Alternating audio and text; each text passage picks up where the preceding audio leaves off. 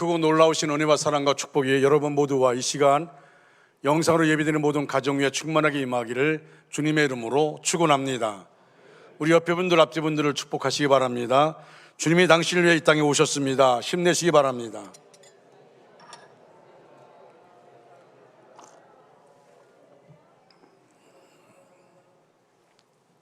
축복송 부르겠습니다.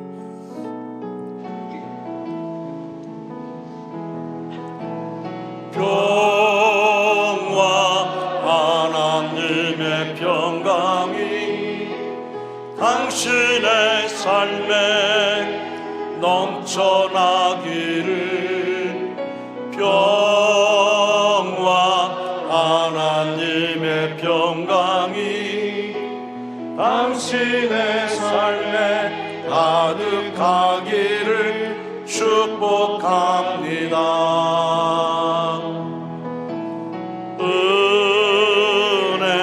하나님의 은혜가 나의 삶 속에 넘쳐나기를. 소망 하나님의 소망이 나의 삶 속에 가득하기를 축복합니다. 아멘. 오늘은 대림절 네 번째 주일입니다. 주홍 글씨의 저자 나다니엘 호소는 청교도의 삶을 중심으로 쓴 많은 글들이 있습니다. 아주 유명한 소설들이 많습니다. 그의 단편 소설 큰바위 얼굴은 마을 앞 큰 산에 인자 모습의 얼굴을 하고 있는 바위를 배경으로 합니다. 가까이서 보면 단지 바위일 뿐이지만 큰 바위 얼굴의 모습은 마을을 지켜주는 존재입니다. 어린 시절 어니스트는 어머니에게 큰 바위 얼굴과 똑같이 생긴 위대한 인물이 나타날 것이라는 전설을 전해 듣고 이 이야기를 믿습니다. 그리고 어린 시절부터 청년, 장년, 노년에 이르기까지 한없이 자애로운 미소와 가르침으로 지켜봐주는 큰 바위 얼굴의 인물이 나타나기를 기다립니다. 위대한 상인이자 거부인 게도 골드와 여러 전쟁을 승리로 이끈 블러드 앤드 썬더 장군 등 위대한 정치가뿐만 아니라 위대한 시인까지 간절한 마음으로 큰 바위 얼굴과 똑같이 생긴 인물을 기다렸지만 어니스트는 이들이 항상 무엇인가 모자라다는 것을 발견하고 실망합니다. 그 사이 평범한 농부였던 어니스트는 자애와 진실, 사랑을 전하는 설교자가 됩니다. 계곡에서 설교를 하면 마을 사람들뿐만 아니라 먼 곳에서도 많은 사람들이 어니스트의 설교를 듣기 위해서 찾아옵니다. 어니스트의 모습은 자유롭고 신비로기까지 합니다. 어니스트의 설교를 듣기 위해서 계곡을 찾아온 어느 시인은 어니스트의 모습에서 큰 바위 얼굴을 발견합니다. 하지만 어니스트는 여전히 위대한 인물을 기다립니다. 대림절은 예수님의 탄생과 재림을 기다리는 절기입니다. 대림절을 상징하는 네 개의 초, 기다림의 초는 어니스트가 위대한 인물을 기다리는 것처럼 예수님의 탄생을 기다리는 것을 상징합니다. 기다림의 초를 켜며 예수님의 오심을 기다리는 것입니다. 하나님을 기다리고 하나님의 말씀을 기다리고 말씀이 성취될 것을 기다리는 사람은 복이 있습니다. 성경은 주님의 말씀을 들으며 주님의 전에서 기다리는 사람은 생명과 은총을 얻을 것이라고 말씀합니다. 잠언 8장 34절 35절에 이렇게 말씀합니다. 누구든지 내게 들으며 날마다 내 문 곁에서 기다리며 문설주 옆에서 기다리는 자는 복이 있나니 대저 나를 얻는 자는 생명을 얻고 여호와께 은총을 얻을 것임이라 말씀합니다. 어니스트가 큰 바위 얼굴처럼 변한 것처럼 예수님을 기다리는 사람은 그 얼굴이 예수님처럼 변하게 됩니다. 여러분, 스데반 집사가 순교할 때 스데반 집사를 미워하던 사람들이 스데반 집사의 얼굴을 보니까 그 얼굴이 천사의 얼굴 같더라, 그렇게 말하지 않습니까? 여러분, 우리는 어떤 상황 따라 우리의 감정이 표현되어지고 어떤 상황 따라서 우리가 그 감정 때문에 우리 삶을 지배당하는 것이 아니라 어떤 상황 가운데 있다고 우리는 여전히 하나님의 자녀로서 예수님의 제자로서 주님을 보여주는 삶이 되는 것, 이것만큼 중요한 것이 없습니다. 여러분, 하나님의 약속하신 구원을 경험하는 것, 바로 우리가 기다림의 은혜 속에 주어지는 것입니다. 예로부터 사람들은 나는 누구인가, 무엇을 위하여 살아야 하는가, 이 해답을 찾고 싶어서 수행하거나 배움을 찾아 오랜 여행을 하였습니다. 그러나 이에 대한 해답을 정확하게 발견하기는 쉽지 않습니다. 중요한 질문임에도 분명하지만 정답을 알고 살아가는 사람은 흔치 않습니다. 인생을 잘 살기 위해서 꼭 알아야 할 것들이 있습니다. 그것은 학교에서 가르쳐 주지 않습니다. 철학이 가르쳐 주지도 못합니다. 홀로 깊은 산속에 들어가 돌을 닦아도 깨닫기가 어렵습니다. 그러나 성경에는 분명한 해답이 있습니다. 성령께서는 명확하게 가르쳐 주십니다. 오늘 여러분들은 이 성탄절을 앞두고 우리가 꼭 알아야 할 것들을 알게 되어서 참된 삶의 길을 걸어가는 저와 여러분 되시기를 주님의 이름으로 축원합니다. 첫째로, 내가 누구인가를 알아야 합니다. 여러분, 오늘 본문에 나와 있는 예수님이 큰 자라고 말하는 세례 요한, 그 세례 요한은 자기가 누구이며 자기가 해야 할 일이 무엇인지 정확하게 알고 있던 사람입니다. 오늘 본문에는 유대인들이 세례 요한에게 사람을 보내어 묻습니다. 네가 누구냐? 네가 엘리야냐? 아니면 그리스도냐? 그도 아니면 너는 도대체 누구냐? 하는 겁니다. 세례 요한을 많은 사람들은 오시기로 예언된 그리스도로 알았습니다. 여러분, 말라기 선지자 이후에 400년 동안 이스라엘 땅에는 정말 흑암이 있는, 선지자가 나타나지 않는 그런 상황이었습니다. 그래서 많은 사람들이 지금 메시아를 기다리는 갈급함이 마음속에 있습니다. 하나님의 말씀에 대한 갈급함이 있었습니다. 그때 나타난 것이 누굽니까? 세례 요한입니다. 광야에서 외치는 세례 요한을 그들이 만나게 되어집니다. 그래서 모든 사람들이 세례 요한으로 쏠리게 된 것입니다. 세례 요한은 정말 대스타가 되었습니다. 그래서 사람들이 그들이 그렇게 400년 동안 기다리던 메시아, 그가 세례 요한이 아니겠느냐, 또는 엘리야가 아니겠느냐라는 그렇게 분분한 마음속에서 세례 요한을 바라보게 되어집니다. 요한은 그 상황 가운데서 자신에 대하여 분명하게 알고 분명하게 전하고 있습니다. 그는 여론에 어떻게 돌아가도 전혀 영향받지 않습니다.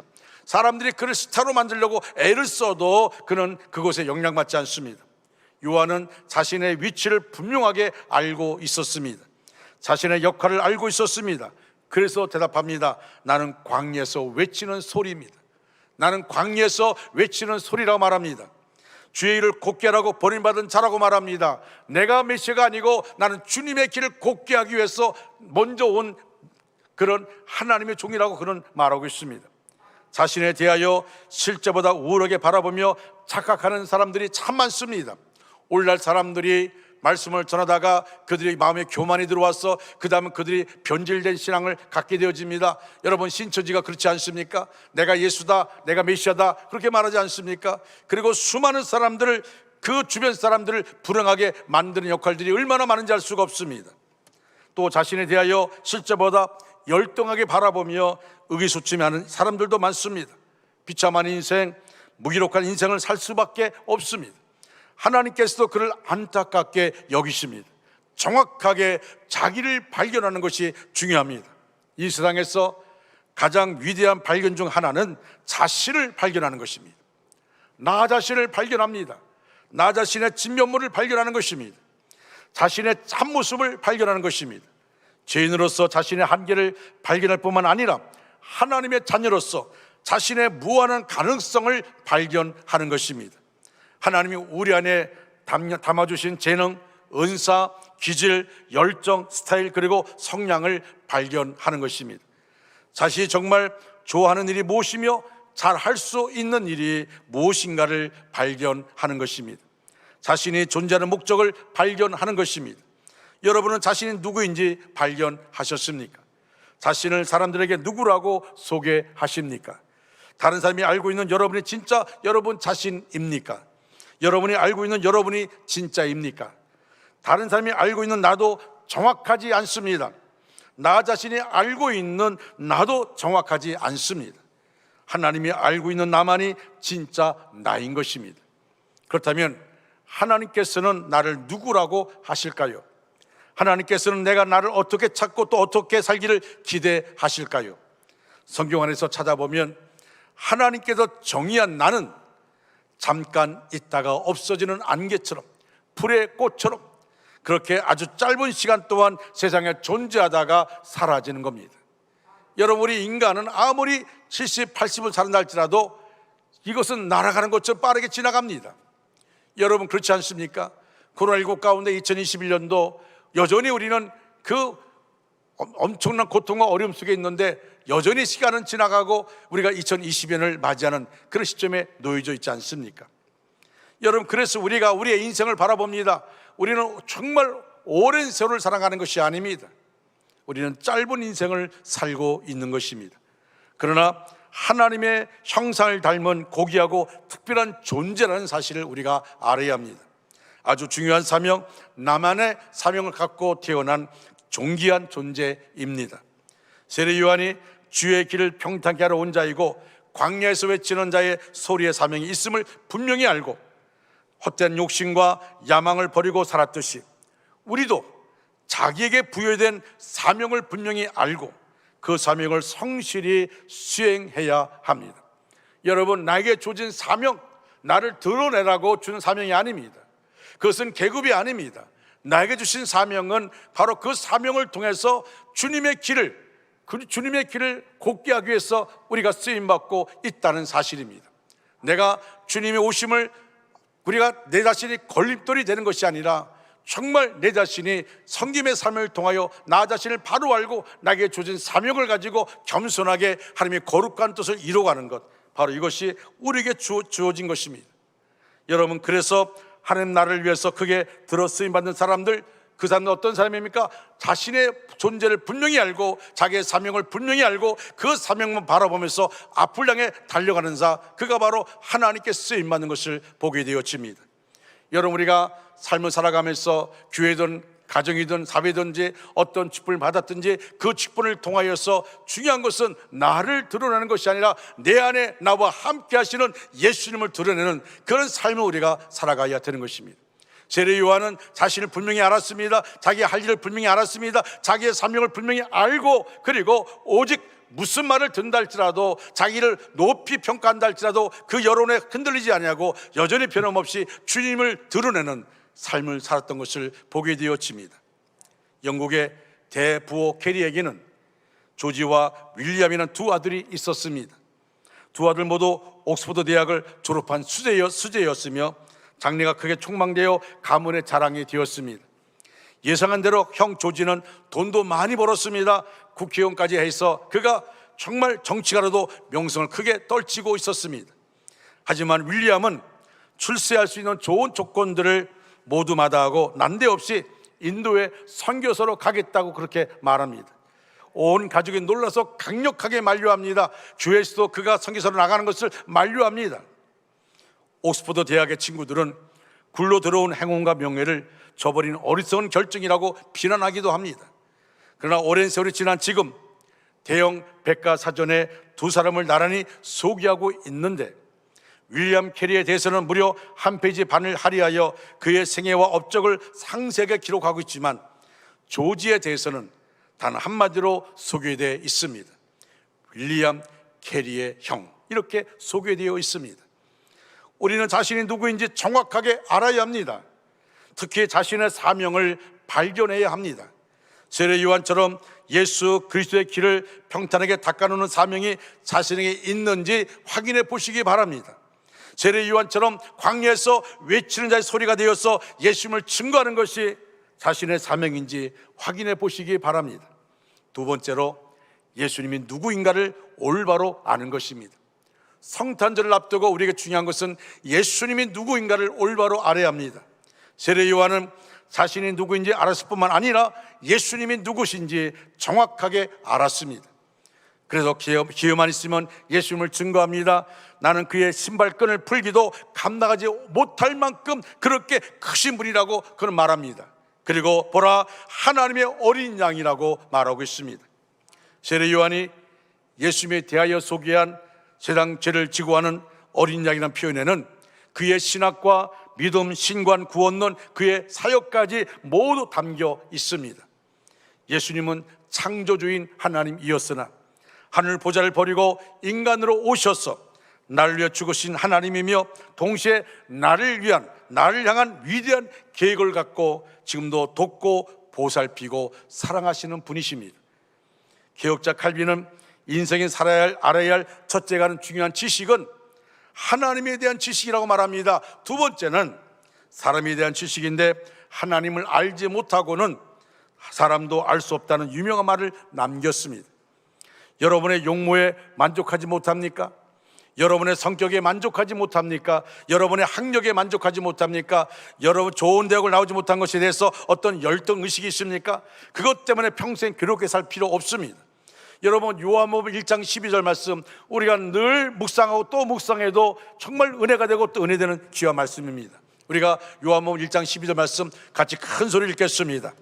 영접하는 자 곧 그 이름을 믿는 자들에게는 하나님의 자녀되는 권세를 주셨으니. 아멘. 할렐루야. 우리 한번 다시 크게 읽을까요? 같이 읽겠습니다. 영접하는 자 곧 그의 이름을 믿는 자는 하나님의 자녀되는 권세를 주셨으니. 믿으시면 아멘 하시기 바랍니다. 예수님을 영접하면, 다시 말하면 예수님의 이름을 믿기만 하면 하나님의 자녀될 뿐만 아니라 하나님 자녀의 권세를 주셨다고 말씀하고 있습니다. 여러분, 갑자기 제 생각에 떠오른 것이 뭐냐면 제 어릴 적의 생각이 떠올랐어요. 그때는 가정이 힘들고 어렵지 않습니까? 보릿고개 또 힘들고 다 모든 사람들이 힘들게 살아가니까 용돈이라는 개념이 없는 그런 세월들이 아닙니까? 어쩌다 한 번씩 마을에 엿장수가 옵니다. 아시죠? 그리고 크게 외칩니다. 그 엿이요, 지금 생각해도 입에 지금 침이 모이는데, 지금 엿은 그런 엿이 아니었죠. 그때 그 엿은 왜 이렇게 맛있는지, 그 엿을 들고 하여튼 천천히 빨아먹고 나중에는 손가락까지 빠는 그런 시간들이었죠. 엿장서가 와서 외칩니다. 깨진 양재기, 부러진 숟가락, 어머니가 잘라놓은 머리카락 또는 고무신 떨어진 것 가지고 오라고 말합니다. 아이들이 밖에서 놀고 있다가 엿장서가 나타나서 말하면 바로 즉시로 어디로 뛰어갑니까? 자기 집으로 뛰어갑니다. 그래서 집에 가서 엿장서가 말한 것들을 가지고 들고 나옵니다. 그리고 그것과 엿과 바꿔 먹습니다. 어떤 아이는 아직도 괜찮은 요광을 들고 나오는 아이도 있어요. 나중에 그 엄마가 막 딸려서 야 이마 그거 가져가면 안 된다고, 그렇게 엿서 바꿔 먹으려고, 엿 먹고 싶어서. 그래서 별일을 하죠. 저도 그랬습니다. 저도 그 시간에 얼마나 좋은지 몰랐어요. 여러분, 그뿐 아닙니다. 어머니들 어떡합니까? 집안에 못 쓰는 물건을 가지고 와서 새 것으로 바꾸어 갑니다. 엿장수는 깨지고 부서지고 못 쓰는 걸 다 받아서 새 것으로 바꾸어 주었습니다. 여러분, 교회도 마찬가지 아닐까요? 교회도 마찬가지입니다. 교회는 바꾸어 주는 것입니다. 할렐루야. 깨어지고 부서지고 상처난 인간들을 치유해서 건강한 인간으로 바꾸어 줍니다. 믿으시면 아멘 하시기 바랍니다. 불행한 인간들을 행복한 인간으로 바꾸어 주는 것이 바로 교회인 것입니다. 이 땅에 성한 사람 없습니다. 머리끝에서 발끝까지 모두 상한 것과 터진 것과 병든 것뿐입니다. 정치, 경제, 문화 어느 것 하나 성한 것이 없습니다. 예수께서 우리를 고쳐주려고 오셨습니다. 우리의 운명을 바꾸어 주려고 이 땅에 오셨습니다. 어떤 부모에게서 태어났든, 어떤 배우자를 만났든, 어떤 학교를 나왔든, 어떤 불행한 운명을 안고 사는 사람도 예수님 만나면 운명이 바뀌어집니다. 할렐루야. 어떤 사람도 자신의 운명만으로 행복한 사람 없습니다. 해아래 어떤 사람도 자기의 노력만 가지고 행복할 수 없습니다. 주님이 말씀합니다. 수고하고 무거운 짐진 자들아 다 내게로 오라. 내가 너희를 쉬게 하리라. 근심을 가지고 오라. 너희 안에 있는 질병을 가지고 오라. 상처난 것을 가지고 오라. 깨어지고 부서진 것을 가지고 오라. 그러면 내가 바꾸어 주리라. 내가 온전케 하리라. 우리에게 말씀하고 있는 것입니다. 그렇습니다. 수많은 사람이 예수를 만나서 온전해진 것 많이 볼 수가 있습니다. 일본의 유명한 가가오 도이코는 위대한 성자여 전도자입니다. 얼마나 유명한 성자냐 하면 간디, 슈발처, 가가와 도이코를 20세기 3대 성자라고 말할 정도입니다. 2차 대전 이후에 일본이 패망하고 미군이 점령할 때 메가다 장군이 총사령관으로 최초로 만난 사람이 바로 가가와 도이코입니다. 그렇게 위대한 인물입니다. 근데 그의 어머니는 기생 출신으로 첩이었습니다. 그는 서자로 태어났기 때문에 어린 시절마다 늘 첩의 자식이라고, 기생의 자식이라고 그렇게 놀림당했습니다. 모욕을 당해서 조롱을 받습니다. 어릴 때부터 그 상처 속에서 그는 살아갑니다. 그는 첩의 아들이라는 것 때문에 얼굴에서 웃음을 잃었습니다. 어느 날 울적한 기분으로 담 모퉁이에 서 있는데 구세군 악대가 지나가면서 나팔을 봅니다. 그리고 외칩니다. 예수 믿고 구원받으십시오. 하나님은 당신을 사랑하십니다. 예수 믿고 구원받으십시오. 하나님은 당신을 사랑하십니다. 그때 그 음성이 이 도이코의 마음속에 가슴을 울렸습니다. 나 같은 기생의 아들도 예수를 믿으면 하나님이 사랑한단 말인가? 나를 많은 사람이 조롱하고 정말 나는 내 인생을 탓하고 내 운명을 탓하고 있는데 나 같은 자도 하나님의 사랑을 받을 수 있는가? 그는 가까이 가서 물었습니다. 기생의 아들도 하나님이 사랑하시나요? 기생의 아들도 하나님이 사랑하시나요? 예, 그렇지요. 하나님은 누구나 다 사랑하십니다. 그는 이 말을 듣고 예수님을 영접합니다. 그는 예수를 믿게 되었고 결국 그는 주님을 위해서 일생을 살기로 결단합니다. 그리고 빗물굴에 들어가서 불쌍한 사람들을 돌보면서 일생을 살아갑니다. 그의 운명이 바뀌었습니다. 하나님의 자녀되는 권세를 받았기 때문입니다. 그래서 수많은 사람에게 큰 존경받는 위대한 인물이 되었습니다. 만약 예수를 영접하지 않았더라면, 예수님을 만나지 않았더라면 그는 자기 인생을 탓하면서 자기 운명을 탓하면서 그렇게 살았을 것입니다. 그러나 그가 예수를 만난 이후에 그의 삶이 완전히 바뀌었습니다. 그리고 살아야 될 목적을 알게 되었습니다. 그리고 그는 위대한 삶을 살게 된 것입니다. 우리는 자신의 운명에 대해서 탄식하고 괴로워하는 때가 많이 있습니다. 열등감에 괴로워하고 내면에서 일어나는 분노, 불만하는 자상을 갖고 있습니다. 예수님을 만나서 하나님의 자녀가 될 때 이러한 모든 운명은 순간적으로 바뀝니다. 하나님은 여러분을 이처럼 사랑하십니다. 내가 누군지를 분명하게 아는 사람이 하나님의 쓰임을 받습니다. 자신을 분명히 알기에 자신을 낮출 수 있고 하나님의 큰 복을 누릴 수 있습니다. 또한 예수님이 누구신지 아는 사람이 복된 인생을 살 수 있습니다.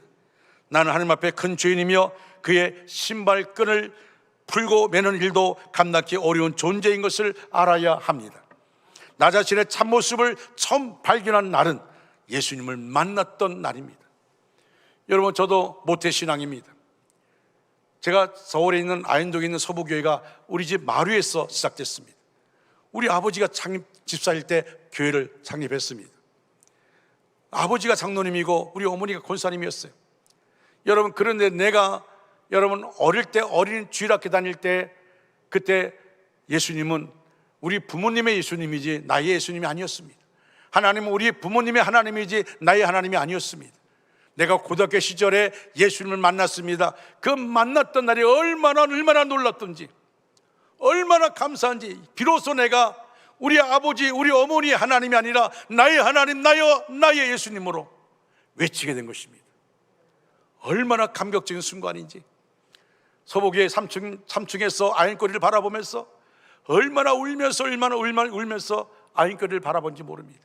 그리고 소원했으면 하나님, 제가 목사가 되겠습니다. 시골에서 목회하겠습니다. 그렇게 소원했습니다. 여러분, 정말 예수님을 만난 나의 인생 자체가 완전히 바뀌었습니다. 그리고 오직 주님을 위해서 달려갈 수 있게 되었습니다. 여러분, 예수님이 얼마나 중요한지 모릅니다.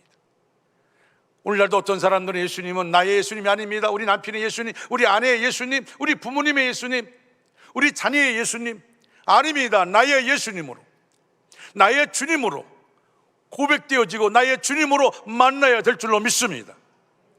이 만남이 있어야 됩니다. 여러분, 성탄절의 의미가 나를 위한 것이라는 것을 분명히 알게 될 때에 우리는 그 앞에 감격할 수밖에 없습니다.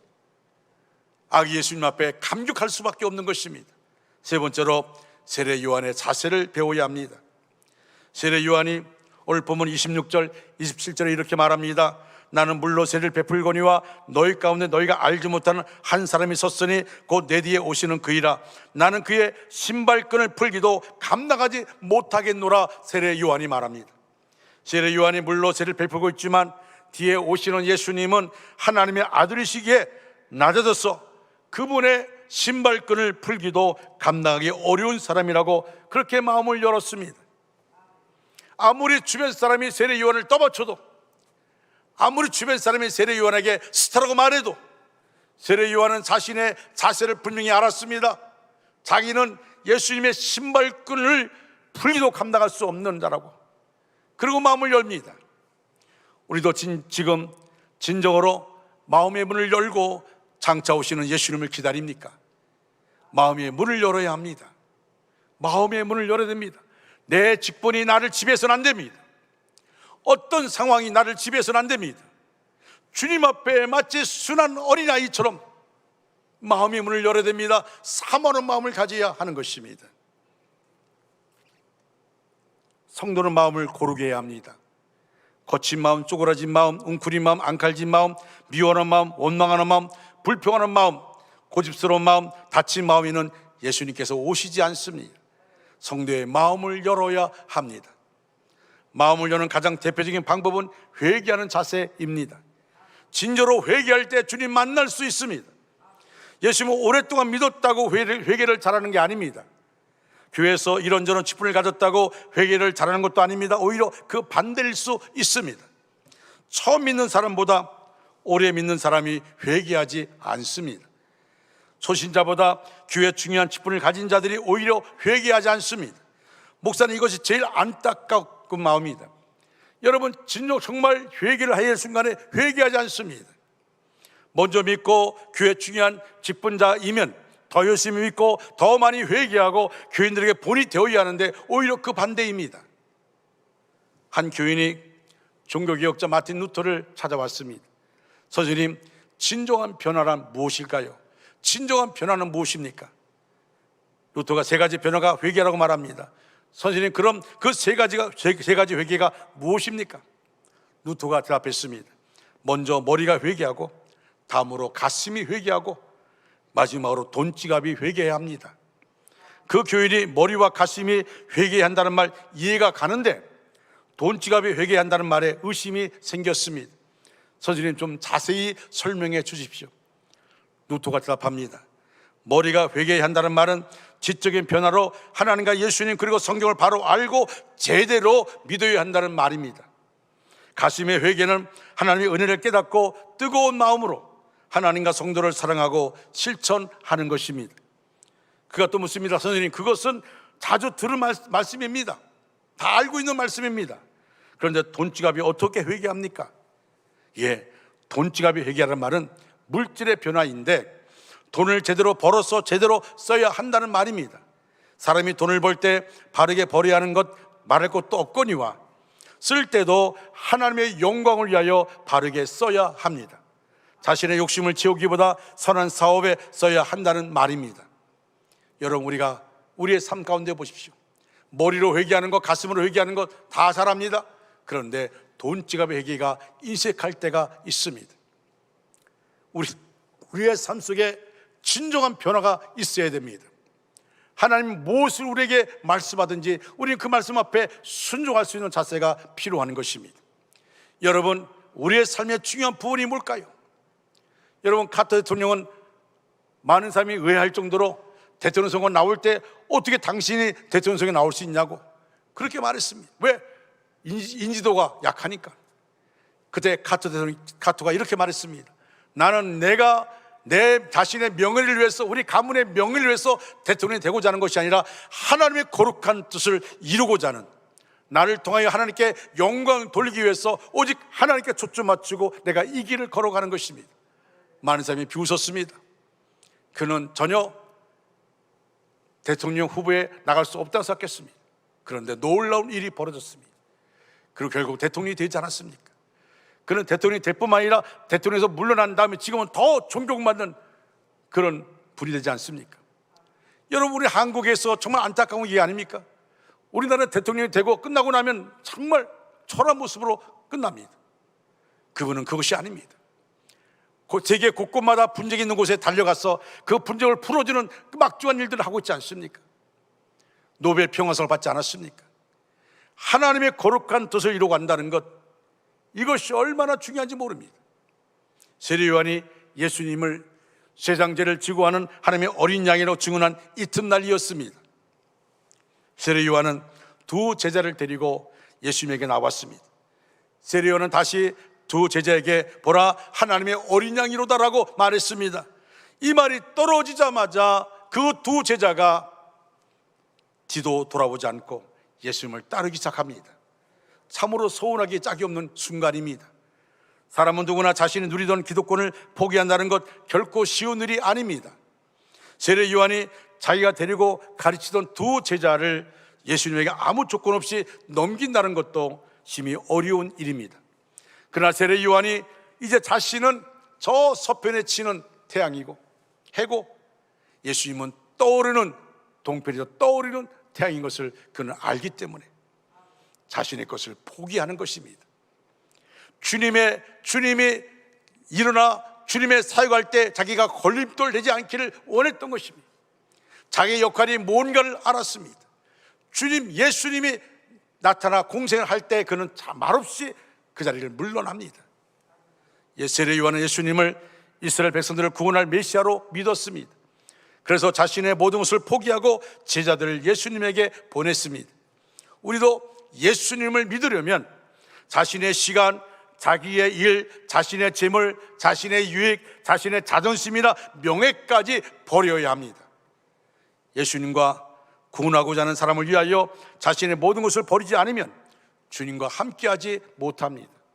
사랑하는 성도 여러분, 주님이 우리에게 말씀합니다. 아무든지 나를 따라오려거든 자기를 부인하고 자기에게 주어진 십자를 지고 나를 따를 것이라 말씀하고 있습니다.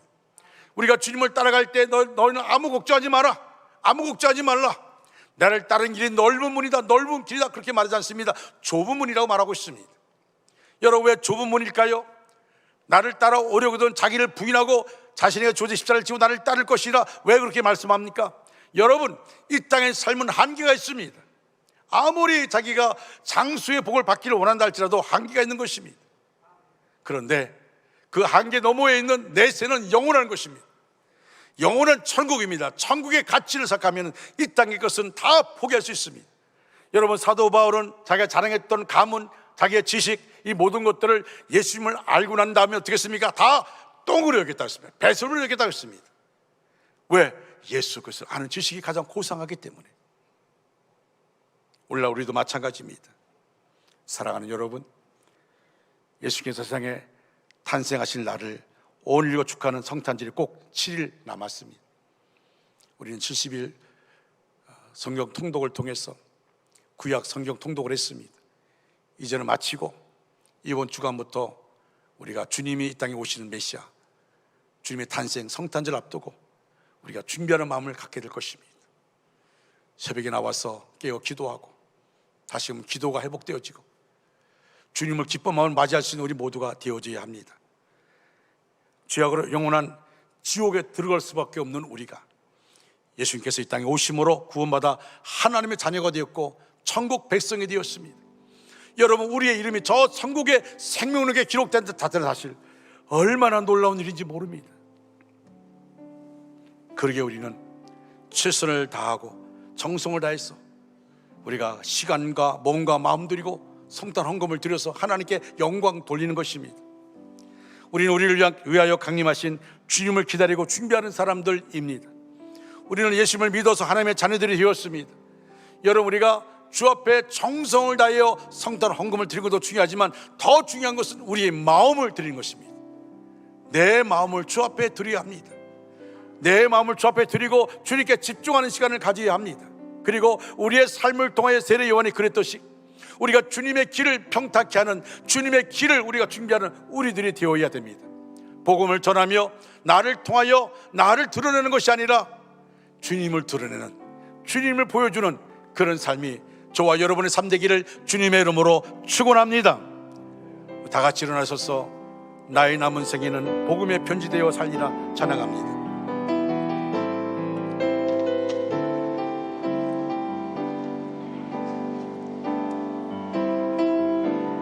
나의 남은 생에는 복음에 편지되어 살리라. 나의 남은 생에는 성김에 양육되어 살리라. 나의 남은 생에는 주님의 기쁨 되어 살리라. 나의 남은 생에는 사랑의 샘물 되어 살리라. 1년을 살지 한 달을 살지 모를 나의 남은 생에 주님이 주신 사랑, 주님이 주신 은혜 빛을 갚으며 살리라. 나의 남은 생에는 은혜의 통로 되어 살리라. 나의 남은 생에는 축복의 통로 되어 살리라. 나의 남은 생에는 복 있는 사람으로 살리라. 나의 남은 생에는 순백의 영혼으로 살리라. 나의 남은 생에는 맡은 일 충성하며 살리라. 나의 남은 생에는 행복한 전도자로 살리라. 1년을 살지 한 달을 살지 모를 나의 남은 생에 범사에 감사하며 쉼없이 기도하며 주님 뜻대로 살리라.